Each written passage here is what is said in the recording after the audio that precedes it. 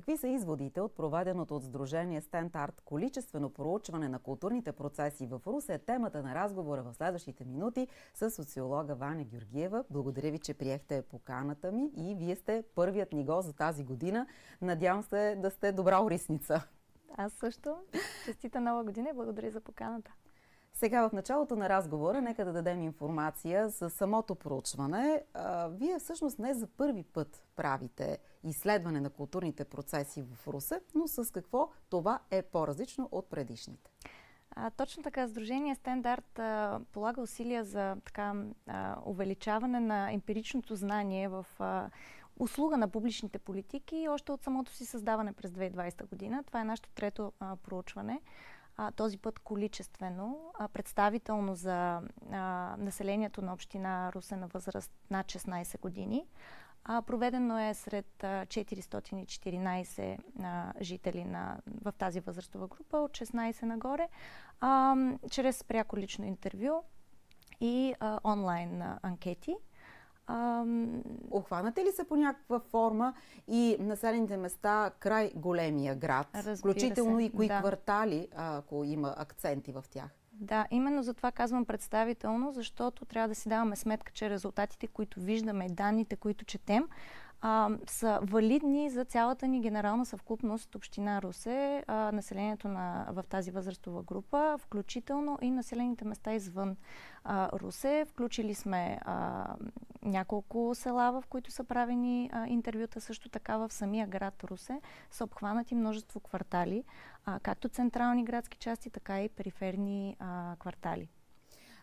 Това, което на мен ми направи впечатление, е, че 40% считат културния календар за наситен с достатъчно разнообразни културни събития. Други 25% намират тези събития за недостатъчно значими. 18% от жителите на общината пък застават на най-критичната позиция, че културните събития са малко и недостатъчно. Обаче, как се измерва Русе с тези данни спрямо другите градове в страната? Може би е добре да видим първия слайд, който сме подготвили, за да могат и зрителите ви така да си представят данните. Визуална представа да добият, да. Всъщност, това, което виждаме, задавайки този въпрос и получавайки тези резултати, е, че оценката на жителите на общината е за една така като цяло добра наситеност, но оценката за качеството, за разнообразието, за значимостта на събитията в календара на Русе и общината е нееднозначна. Виждаме, че 25% казват, че събитията не са достатъчно значими, още 18%, че са малко недостатъчно. Тоест, тук виждаме и е много интересно прочита по социално-демографски групи, когато погледнем, виждаме, че младите хора са най-критични. Младите хора, особено в ученическа възраст, ние сме наблегнали на тази възрастова група, защото я смятаме за много ценен ресурс за бъдещото развитие на културния живот. Това е така един притеснителен сигнал, на който трябва да обърнем сериозно внимание. А като какви причини посочват младите хора незаинтересоваността си към културните събития в Русе? Всъщност, може би е силно казано да твърдим, че са незаинтересовани. Те по-скоро са в голямата си част спорадични публики, а не редовни. Тоест, те нямат толкова структуриран, регулярен интерес към проследяване на културната програма, на културното съдържание. В същото време сред тях е и най-малък дела на хората, които изобщо не проявяват интерес към културната програма. В този смисъл тогава пък кой е най-голямият дял на хората, които не проявяват интерес към културните събития? Тук, за съжаление, виждаме, че хората в пенсионна възраст така преобладават сред незаинтересованите от културния живот и може би все пак заради определени обективни обстоятелства, които ги спират. В един момент потребността от култура започва да придобива така чисто практическите измерения на ограниченията, които срещаш от гледна точка на неудобен транспорт, от гледна точка на липса на финансова възможност, за да можеш да си позволиш нещата, които те вълнуват, до един момент, в който спираш и да се интересуваш. Нека да подчертаем, че всъщност интересна причина младите хора да не посещават толкова активно културни събития е, че няма с кого да споделят съответното събитие. Лично на мен това страшно много ме изненада. За нас също беше така интересно откритие.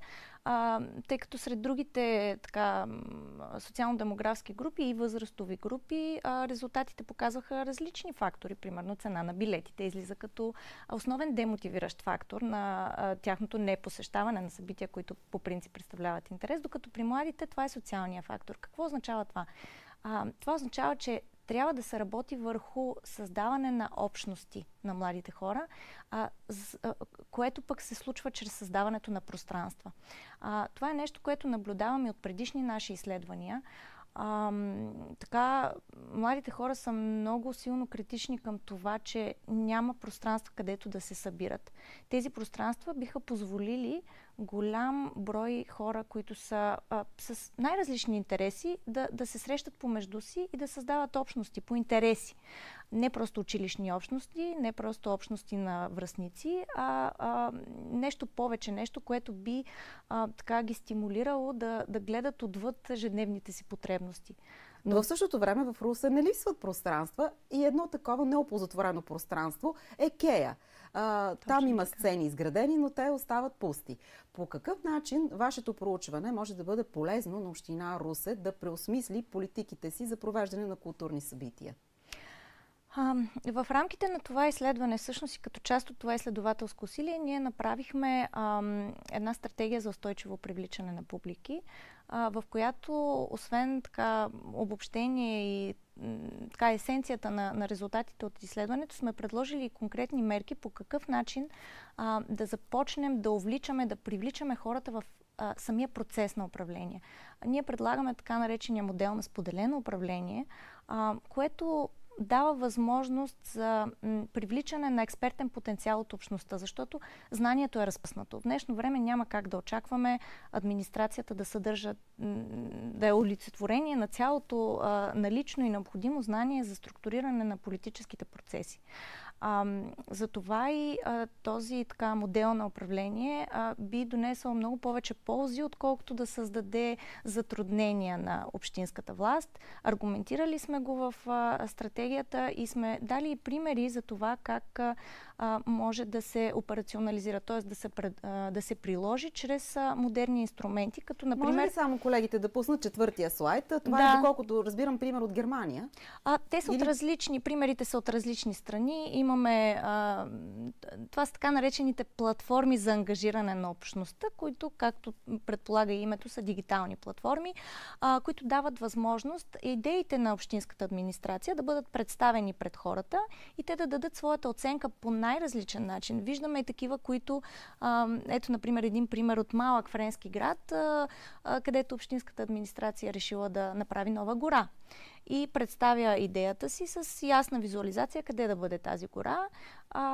След така активното ангажиране на хората в дигиталната платформа се оказва, че има и още едно място, което е също толкова предпочитано и администрацията решава да създаде 2 нови гори.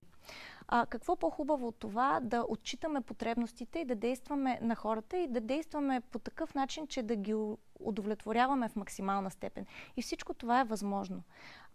Просто по-добра комуникация между администрация, потребители, неправителствени организации? Реалностите са такива, че трябва да загърбим остарелите форми на комуникация, които бих казала, че са в много голяма степен еднопосочни. Обществените обсъждания по начина, по който ги познаваме и ги виждаме в празните зали с по 6-7 души присъстващи, просто не работят.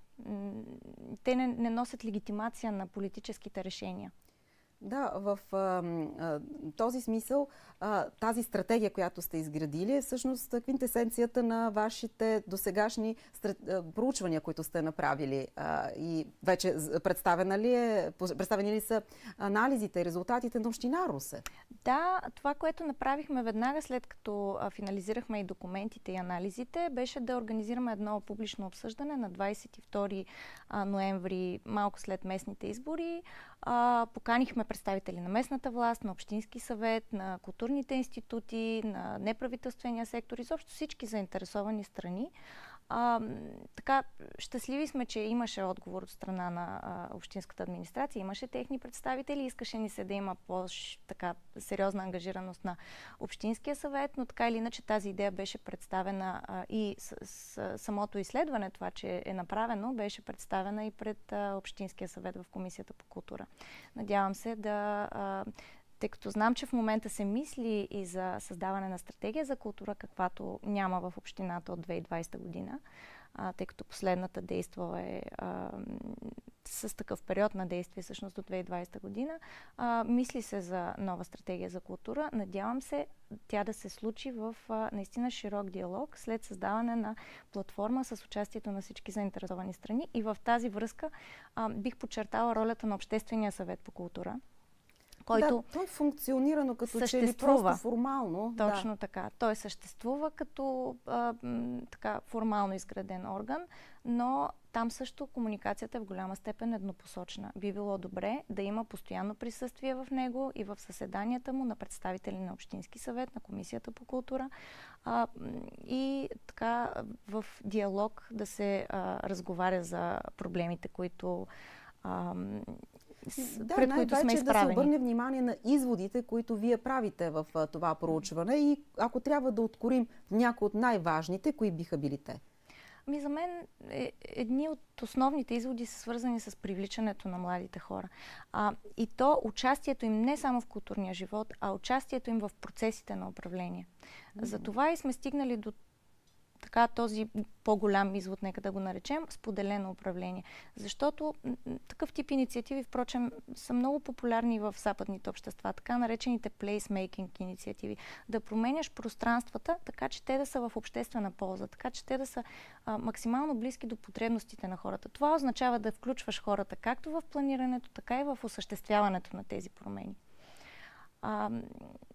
Какво друго? Много неща можем да кажем и за интереса на хората към различни типове фестивали, например. Ето това е нещо, което все още ни липсва. Големи, разпознаваеми фестивали. Той всъщност един е като че ли за Русе, но пък за сметка на това той не привлича широк кръг посетители, разчита основно на един сегмент, който е традиционен и ние виждаме в залата всяка една година. Така и от друга страна, пък разпознаваеми фестивали, които се радваха на много голям интерес, сега пък не съществуват. Точно така. Това също сме го измерили. Няма, да, видели сте, може би, измерили сме това, че успешни инициативи са загърбени без, така да се каже, да се направи ясен анализ защо са ни необходими други на тяхно място. Не казваме непременно, че новите инициативи не са успешни. Напротив, те също са намерили своето място и са станали разпознаваеми. Има, разбира се, много посоки за подобрение, но всякакви подобни промени трябва да бъдат правени на база на анализ. Самото изследване е публикувано в вашата на нашата интернет страница standardbg.com и всеки, който проявява интерес, също може да се запознае в детайли. Разбира се, то е доста голямо. Изследването ни не можем да го обхванем тук в рамките на един разговор, но се надявам, тези от които зависи управлението на културния живот в община Русе, да го вземат под внимание като резултати, като анализи. Добре, благодаря ви за участието. Аз се надявам да се срещнем отново в края на годината или до година. При четвъртото изследване. Да, за да видим как се е променил културния живот в Русе. Надявам се да е в посока на по-добро. Благодаря ви. Благодаря и аз. Ние завършваме днешната ни среща с цветно настроение от художествената галерия Никола Маринов в Търговище.